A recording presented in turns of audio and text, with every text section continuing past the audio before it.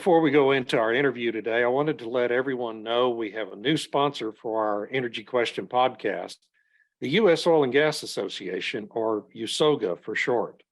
First established in 1917, USOGA has been an effective and creative voice for the industry for more than a century now. USOGA is dedicated to educating the public, policymakers, and legislators at the federal, state, and local levels about the value of the domestic oil and natural gas industry. If you're in the industry and not currently a USOGA member, please consider joining the association as a way of helping it tell your story to the policymakers whose actions impact everything you do each and every day. You can start that process by contacting USOGA through its website, usoga.org. Thanks so much to USOGA for sponsoring the Energy Question podcast. And now on with our show. Hey, welcome to the Energy Question with David Blackmon. I'm your host, David Blackmon, and with me today is my podcasting partner with the Energy Transition podcast and one of the best energy writers working today, Irina Slav. Irina, how are you doing today? Hi, David. Thanks for having me. I'm great. It's summer. It's hot, but not too hot. Not as hot as I hear it is in Texas. So hopefully not. It's pretty warm in Texas, but as we were talking about that before we started recording, that's really nothing unusual here, despite what we see in our propaganda media today. It's really bizarre, the reporting that's going on. It is. Yeah, we're going to talk about a variety of topics today. I want to focus on things you've been writing about, and we've been talking about on our other podcast. But before we go into that, I want to start, because with other guests, I keep forgetting to do this first. Tell people where they can find you and read what you write. Well, as you said, they can most easily find me on Substack at Irina Slav on energy. And I also write about oil price. Yeah, at oilprice.com. That's pretty much it. Well, and you're also on Twitter, Irina Slav 1, right? Yeah. Did you ever get the other one, the other ID reactivated? No. That is so bizarre to me. It has, the other account has disappeared, but if they couldn't verify my ownership of this account somehow. Yeah. Despite you having it for how many years, right? I mean, the same thing happened to me. A few. Yeah, I had a similar thing happen like in January, but they were very responsive to me and fixed it within a day. But I've seen other people having a similar issue at Twitter, and I don't. Yeah, well, they couldn't establish, they couldn't verify my ownership because I had forgotten which email account I've used to create this account. Right. And if I can't remember the email account, which they probably have, they could have checked. I gave them two alternatives, both mine. But anyway. Oh well. I'm still on Twitter, ranting away. So. Yeah. Good. Yes. Never leave Twitter. Twitter's good. So let's go to the Q&A here. Your most recent piece at Substack is about this rash of energy and climate related litigation that's happening in Europe and the United States too. And you write about, how what an important issue this is, and also how the climate alarmist movement, as I like to call them, is using children as a weapon in these lawsuits. Talk about that. That's what actually drove me to write this particular article when I saw this case in Montana, where the plaintiffs range in age from 5 to 22. And the 22-year-old girl is actually the only legal adult, which is why the case Held versus Montana is, named after her. And that really shocked me, because really, what does a 5-year-old have in terms of an opinion on things like the climate? And I say this as the mother of a 12-year-old who was 5-year-old at some point, I do not to be disrespectful to children, but at 5 or at 12, you don't exactly know much about the world. Right. What you know is what you're being told by your parents, by friends, and apparently by organizations such as Our Children's Trust, which is actually the NGO doing the litigation for these children, who are afraid they don't have a future because of climate change. It's really very touching. The media coverage of this case is very, very touching. How wildlife is disappearing, how wildfires are increasing in frequency, and how one of these children, when there's a wildfire, she feels like her lungs are burning, and it's really very dramatic. Yeah. But that's all it is. And I don't know how the case will end, but if it ends with victory for these children, for Our Children's Trust, more accurately, I think this will be a dangerous precedent. Yeah, really, because I think I don't know would, if you know. Yeah, this trust, Our Children's Trust, he's been doing it in all states. I think it keeps trying to litigate against state governments on behalf of children, on the grounds that climate change is robbing these children of a future. The same garbage that Greta Thunberg and her likes have been spewing. And I'm not apologizing for the words I'm using. Yeah, and it is very reminiscent of what they've done with Greta Thunberg, starting with her when she was 16 years old. Delaying her education. She didn't graduate from high school until this year. She's 20 now. Time flies, doesn't it? Yeah, time flies, doesn't it? It's been 4 years she's been doing all this. But so much of the propaganda that's a part of that lawsuit is well, first of all, some of it's false, like the increasing number of wildfires that are supposedly happening. Yeah. When actually the frequency of wildfires in North America, I don't know about Europe, but in North America, it has been decreasing pretty rapidly. It's just that we see a lot more news coverage of the issue because it helps with the climate change narrative. And then don't children deserve a future world with whales in it? I mean, we never hear them talking about how the offshore wind industry, and eagles, and what about eagles and other endangered migratory birds? We just never see those stories focused on that. It's pretty interesting. No, I guess they deserve to be sacrificed to stop climate change, because this is the ultimate talking point. We need to stop climate change, as if it's something possible. Stop it. You can't stop climate change. Yes, let's stop it. Stop it by reducing plant food in the atmosphere. It's an amazing. Do you feel like? I mean, I've written about how it all feels like a religion to me. I actually found a copy of the first newspaper story I wrote along those lines in 1996. And so for 27 years, I've been writing that. But doesn't it feel like a religious movement? I think it feels like a cult. It feels like a cult with its dogma, which you cannot challenge, because if you do challenge it, you're a non-believer, you're a denialist. And what worries me is that these people are targeting children. Through their parents, I'm sure, because children believe what their parents tell them, and if the parents are in the cult, then the children automatically get into the cult, and they grow up this way. There's a generation of young people who will grow believing that climate change is the single biggest threat to their lives. They will blame their unhappiness on it. They will blame everything on it, which is what our politicians are doing, and not just politicians. Everything can be blamed on climate change. Just like, I think I've mentioned this before. Someone I know suspected that he got short-sighted because of the disaster in Chernobyl. Right. It's a similar thing. Yeah. The nuclear meltdown gave him short-sightedness. Okay.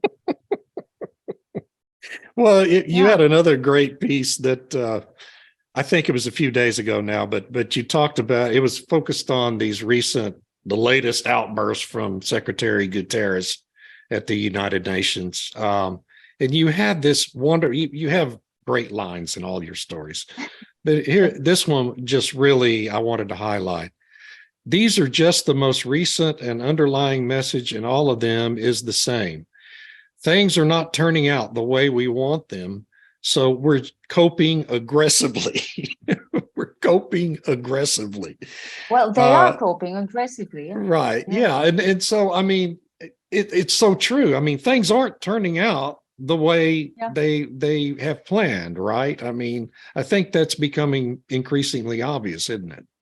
Yeah, and they will be stepping up the rhetoric further because, you know, this latest outburst from Guterres, again, it was about oil and gas, wasn't it? Everything is their fault. It comes just as it is beginning to emerge that wind and solar are not doing as well as advertised. Just when Ørsted said that it has problems with surging costs. Imagine that. And that offshore wind energy is not as cheap as it was purported to be, as it was advertised. Right. Because the media, for all its propaganda push, it can't not report on these things if it has any remains of self-respect. You have to cover it, at least to save face, to be able to say, but yeah, we are covering everything, we're objective and impartial, which they aren't, but still they're paying lip service to objectivity and impartiality. And I think that as more and more of these things come to light, because this is not changing in any time soon, wind and solar are not going to magically become cheap and profitable at the same time. I think we'll see more of this aggressive coping. And we're actually seeing it. There's more talk about the demand side of the transition, which is something we talked about in emails earlier today with you and Tammy and Armando. This is why they will now, as you said, by next year, that's all we'll be hearing. And I agree with you, because when the supply side fails, wind and solar are not delivering as expected, as advertised, let's refocus the attention. Let's blame it on demand. Let's talk about demand and start, teaching people to reduce their energy consumption. We had this wonderful story, I put in quotes, at the New Yorker, this op-ed that the New Yorker printed Monday about how, what was the title? Something about you need to learn. Travel is bad for you or something. Travel is bad for you because when you travel, you pretend to be at your best when really you're at your worst. This is the narrative that I do not understand this at all. I mean, when I travel, I do not think that I'm at my best. I think that I'm going to see some place that maybe I've seen before, maybe I haven't, but that's as far as my thought process about traveling goes. So there's a story this week about Chattanooga, Tennessee, that I don't know if you saw it. It's at a kind of a niche website called The American Thinker. But Chattanooga, Tennessee, and Dusseldorf, Germany, are going to be two of the World Economic Forum's test cases for their 15-minute city concept, right? And that's quite part a big of this. city. I think it's very big, and Chattanooga. I mean, Dusseldorf has to have several million people in it, right? I would think, and Chattanooga is smaller, but still several 100,000 people live there, and they've agreed to become test cases for the WEF's 15-minute cities, and that's all about this degrowth concept too, right? Ooh. The 15-minute city guinea concept. Pigs. Yeah. The 15-minute city idea is just wonderful. Yeah, it's amazing to me, and I just really think that it's really grown in volume, the propaganda for degrowth. And the European Commission just sponsored a whole conference about degrowth in May, right? Yeah. So they really seem to have serious plans in that direction. And the 15-minute cities are supposed to be probably the main tool of doing this. So how are they going to go about it? Are they going to completely change the infrastructure? Because the idea is that you have everything within. And is it, I've been asking myself this question, is it 15 minutes by what? By food? By bike? I think maybe by bicycle. Car? Yeah. Because you're not supposed to drive cars, right? I mean, it's to get everybody out of cars. Okay, but not everybody can ride a bike. I mean, there are older people who cannot ride a bike. Well, maybe they can use Segways. Are they still around? Oh no, e-scooters, probably e-scooters. E-scooters, yeah, e-scooters. Yeah. But are there enough chargers? Well, yeah, e-scooters. And that's another thing that's so interesting to me is the whole charger situation, because in Texas, we have these enormous chain of enormous roadside convenience stores called Buc-ee's. And the stores themselves are the size of a small Walmart, right? They're huge. They're enormous, 200,000 square feet at least. Oh, wow. With 100 gas pumps sitting out there. But now they all have a set of 10 or 12 Tesla chargers available for electric vehicles. And so in Texas, which I know is probably an exception to the rule, we have this partnership now between this huge chain of convenience stores and Tesla to install hundreds and hundreds of new rapid chargers. And they're everywhere. They're all over the place. But you keep reading these stories. Have you seen any cars charging there? Very few. There actually, when I was there in the middle of a day and all the gas pumps, I couldn't find a gas pump. There was one electric vehicle charging at one of the stations at that store. So, there just aren't that many EVs on the road in Texas yet. Yeah, but there will be, Right. If everything works out as planned, there will be. But do you think we can, in Bulgaria? Okay, so I wanted to, I'm going all over the place here, but Bulgaria. We talk about Bulgaria on our other podcasts frequently. And your country is a member of the EU, but seems to be somehow avoiding the worst excesses from the EU in terms of your energy grid and everything. And I wanted you to talk about how that is happening. How is Bulgaria kind of avoiding all these bad outcomes that the other EU countries seem to be having? Well, that's temporary, I think. I hope it won't be. They just haven't gotten to you yet, huh? Exactly. That's one reason. And the other thing is we're a poor member of the EU. And the energy transition is expensive. Right. So we can't really afford to shut down our coal power plants just like that, because we can't afford to build, and I don't think we have the space to build all the wind and solar installations that we would need in order to shut them down. And then we have a pretty strong coal lobby, and we seem to have people who have retained their sanity and professionalism in positions of responsibility and decision-making power. And even our current crop of politicians in parliament realize, bonkers that they are, which they are, yes, they do have enough common sense to realize that you can't make electricity 5 times more expensive. You can't even make it 45% more expensive, which is what E.ON did, or EVN, right? Whatever, the German utility, which is what they did to Germans. You cannot do this in Bulgaria because people will take to the streets, and I will be among them, because this would plunge about 90% of the population of Bulgaria into energy poverty and overall poverty. So there is some rationality remaining, but that's the ultimate reason. The energy transition is expensive, and we are not a wealthy country, even if we're a member of the European Union. And this is actually true for the whole Eastern-Western divide. I mean, Central European countries such as Poland and Czechia and Slovakia are wealthier than us, but they're still holding back on the full transition that Germany, for example, is crafting for itself.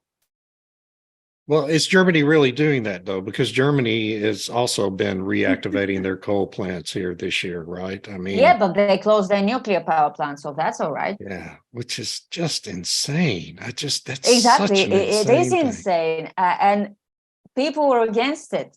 Remember that poll? Yeah, yeah. More than half, a slim majority of over 50%, but still a majority were against it. But they did nothing about it. So I wonder, we have talked about on our energy transition podcast, and I'm sorry I keep referencing that, but we have all these wonderful We conversations. do talk there. every week. Yeah. Yeah. And we've talked a lot about, how all of this is likely to lead to a turning over of the parties that are in power in Europe and maybe in the United States too. And we've seen that happen now in Italy and in Sweden and in Greece most recently. And, of course, I mean, not Bulgaria probably, because the countries that are kind of avoiding all these bad impacts, are not going to have the social unrest. But I wonder, do you see that kind of a trend continuing to expand into other countries in Europe? Because it looks like the UK is about to go back to the Labour Party now.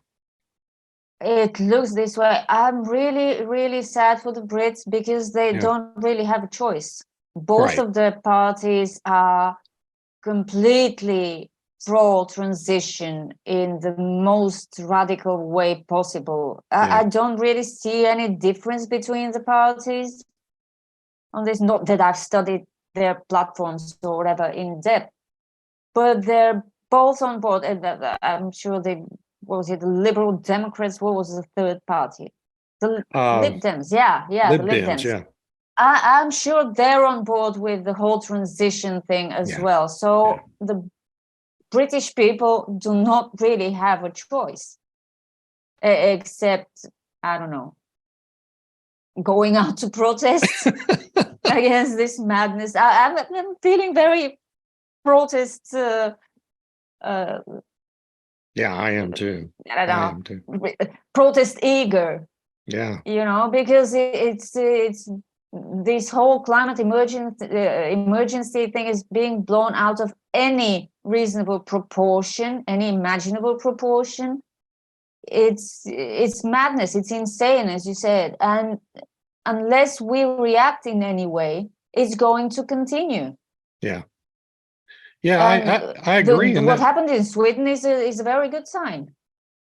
Well, I think so. Although I think it was kind of overplayed in some of the media. They didn't actually, right? I mean, they didn't actually do away with their climate goals. They just modified them, right? Not going to do any of this. Besides, it's easier for Sweden, which is a major nuclear power producer. So it's not that difficult for them. And frankly, we shouldn't do away with climate goals. We need to have climate goals. I think that's overall. Do you mean emission goals? Right. Well, not necessarily emission goals, because I think the science around carbon dioxide is still kind of questionable. But to reduce pollution, my God, we've made so much progress in the United States. Of course, but nobody's talking about pollution. Right. Of course, reducing pollution is a legitimate goal backed by science.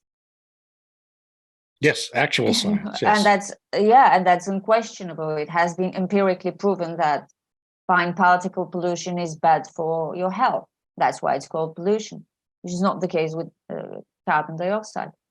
But that's what bugs me too, by the way, that pollution is nowhere on the agenda. There's carbon pollution, however.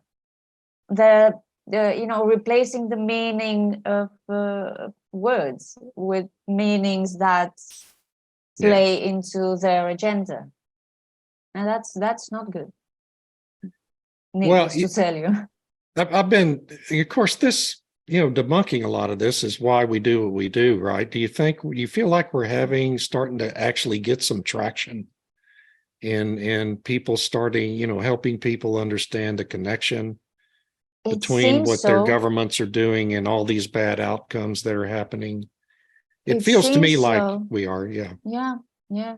I'm very cautious about being optimistic because the people who watch us and who read us are mostly people who think along the same lines as we do, and they tend to see the world in the same way that we do, which puts us in an echo chamber. Yeah. And that's not good, because we need to get the message out there to make people think. But I've been hearing from some readers that they are seeing more people begin to question all this climate narrative. And there was a recent poll in the US, can't remember who the author was, some institute from Harvard or something. But they rated people's main concerns, and climate change was not even in the top 3 or the top 5. It was higher in importance than healthcare, which is weird to me. That is, but it was much lower. But it was much lower than inflation, for example. Yeah, I think that was the Harvard Harris poll. Yeah, Harvard Harris. Yeah, exactly. Harvard and Harris. Yeah, and that's that's encouraging. I mean, it is. But I just it's whether that's going to lead to revision in the pursuit of public policy in Washington, is another question. I doubt it. We can hope, I guess. I wonder too. So everything you write, I find myself laughing out loud at some of your prose is so wonderful. You're very witty and funny, and I know you also are a novelist, right? Which you never get to talk about on our podcast. But I wonder if well, first of all, I want to give you a chance to plug your latest novel if you would like. But second, I wonder if doing that other kind of writing, that other style of writing, if you think it actually helps enhance the creativity of your energy writing too. Do you see one influencing the other? Well, it could be. I haven't really thought about it, but first of all, it helps me detach myself from the energy world, what I do every day for a living, and not just for a living, but because I feel I have to do it. I think that's a good thing, because if I keep myself immersed in the energy problems of the world, I will burn out. Yeah. Or I will just despair at some point and give it up, because what's the point if nothing is changing as fast as it should be changing? But I don't know. In the book I'm currently writing, I actually found myself including some of the things we rebel against on our podcasts and in our writings. I guess it was only a matter of time. Yeah, it's funny because I write supernatural fiction. I write about fantastic creatures, which is again my way to take a step back from reality and have a break in an impossible world that does not exist, which is so much simpler and easier to navigate than our world, because you have superpowers. But I thought that's what the energy isn't that what the energy transition is going to be? A simpler world where nobody has to worry about anything? Yeah, there's a lot of fantasy in the energy transition. Yeah, you're right about that. Maybe I need another kind of fantasy which makes more sense, at least to me. And again, people in my books do what I tell them to do most of the time.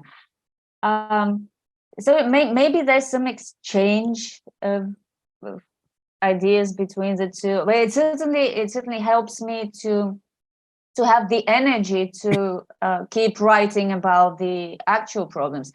And the other thing that fiction writing is helping me with is, plausibility, because I try to make my books supernatural or not, plausibility is important in fiction writing. Yeah, yeah. And because I put so much effort into trying to make it plausible, like crime novels, things have to add up. I'm looking for this plausibility and things adding up in the news I read, in the research I read on energy, and things do not add up. So in this sense, fiction writing has helped me really significantly. I just realized this now when you asked me this question. So thank you very much. I just thought of that question 15 minutes before we Yeah. started recording. Yeah. It's a great question. Thank you. I just learned something new about myself. But when you see that something that doesn't make sense, if you have trained yourself to look for sense making for one reason or another, and when you see the absence of sense, you get alerted and you start asking questions, which is how I started this Substack, because I was asking myself so many questions about the transition, and things didn't add up, and they still don't add up. Right. And that's actually one of the great things about writing at Substack is it's more of a free form thing. And I, of course, enjoy, writing at these publications where you have editorial standards and, you have your lanes you have to stay in and all that, and that's fine too. That's but good. Substack gives you a freedom that you don't have at an oilprice.com or, and other media places. And so that's one of the really good things about it. I'm afraid we are running up against time, which, I got to about a third of the things I wanted to talk about here. So we'll have to do this again soon. We'll do this again. But thank you so much. I appreciate your time. And it's my pleasure. As I tell you guys, you and Armando and Tammy, our weekly energy transition podcast is my favorite hour of the week, because it's such a great way. I love it too. To focus the mind at the first. We're of the a great weeks. team. Yeah. It really has been a lot of fun, doing that one. Yeah. But I appreciate it. I hope you have a great week, and You too. We will talk again soon. And with that, I'll have to close this out. Thank you to the Sandstone Group for producing our podcast. And to our extraordinary producer, Eric Burrell. I'm David Blackmon, signing off.